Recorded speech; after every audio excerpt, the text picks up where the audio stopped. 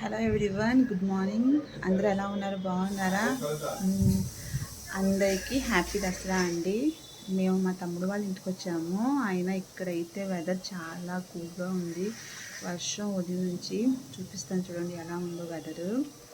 So అందరూ పండుగ ఎలా జరుపుకుంటున్నారు? ఓకే అండి. ఇక్కడ వర్షం అయితే ఉదయం నుంచి పడుతుందండి. ఎలా ఉందంటే హుదూద్ తుఫాను కొంచెం గుర్తొచ్చిందనమాట. చాలా విపరీతంగా గాలి, అది వర్షం.